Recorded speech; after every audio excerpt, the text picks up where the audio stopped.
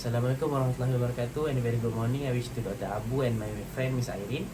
Okay, today I'd like to do a presentation on the topics threats to coral reefs. Okay, coral reefs are essentially large underwater structures composed of skeletons of colonial invertebrates which are called corals. Okay, there are a lot of species of coral, and some of them are hard and some of them are soft, which are called soft corals. Coral reefs is one of the most complex, has one of the most complex ecosystems. It houses a lot of different types of marine organisms, from fish to invertebrates to mollusks to phytoplanktons and zooplanktons, as well as up to apex predators such as black tip and white tip reef sharks. Coral reefs are found all over the world, even in cold areas, but the big ones is normally found in tropical areas. Okay, here we can see an image taken from underwater, showing the coral reefs and lots of fish. Coral reefs are known to be very attractive, very beautiful, and very colorful. So that is one of the reasons that it has become attraction for tourists, including in Malaysia. Okay, coral reefs are now in a great threat.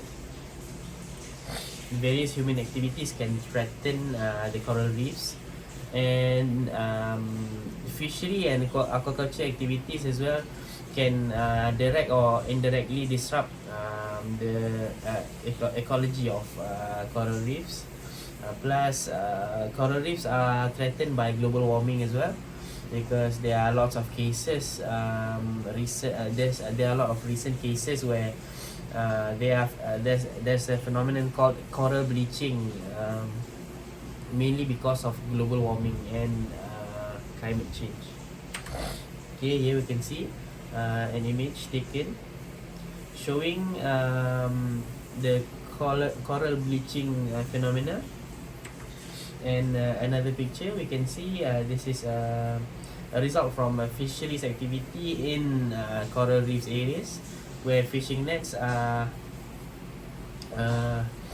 left abandoned in coral reefs, disrupting the growth and physically damages the corals. Okay, today I'd like to focus more on land-based threats to coral reefs, mainly on the pollutions that can be released from the lands. Among those activities are deforestation, stormwater runoff, coastal development, failed septic systems, oil and chemical spills, road construction, as well as agricultural activities. Here we can see basically the main idea on the land-based sources of pollutions that can pollute and damage the coral reefs. Okay.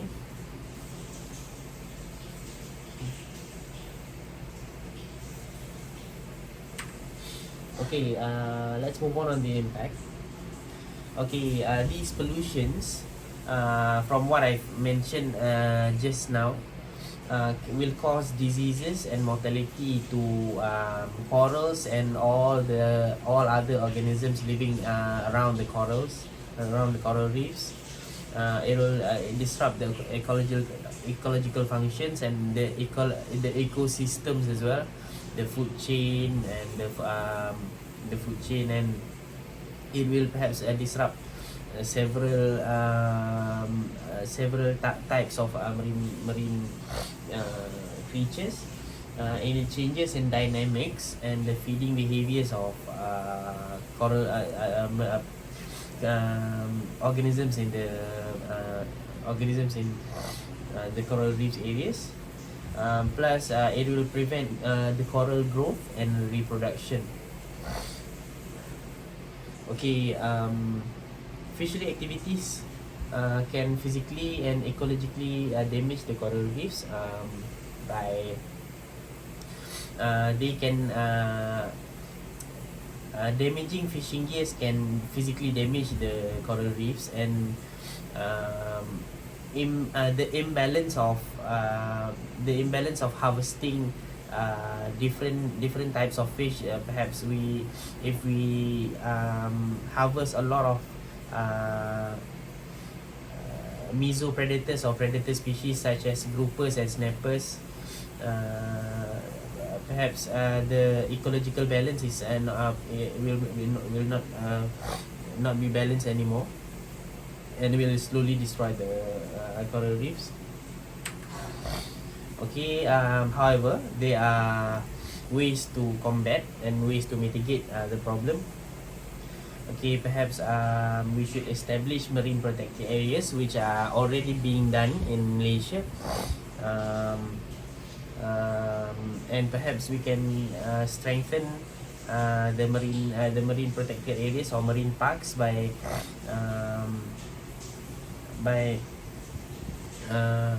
selecting more and more coastal areas instead of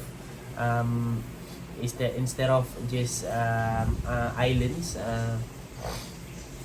Okay, and perhaps we can simply ban fishery activities from coral reefs areas.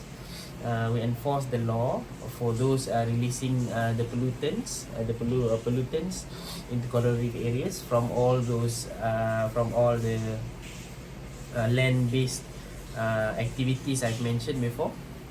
And perhaps we can also design a nationwide campaign to love and to protect, to conserve our beautiful coral reefs.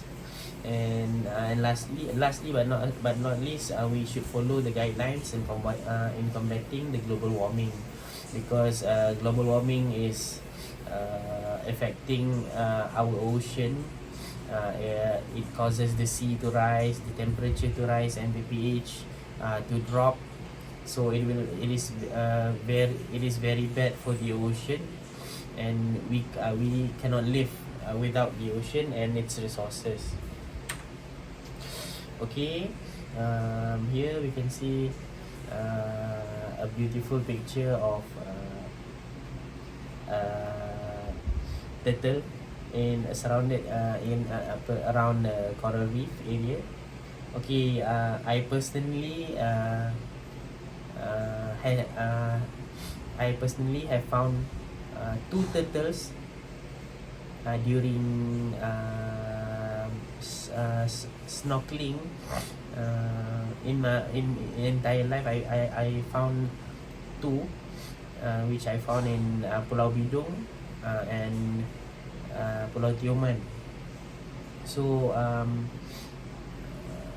it is a great experience where we can still enjoy the beauty of coral reefs.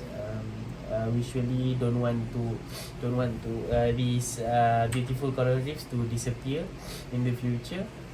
So, as a conclusion, there are multiple threats. There are lots of threats to the coral reefs. They can be physically, they can be through pollutions, they can be from climate change and global warming.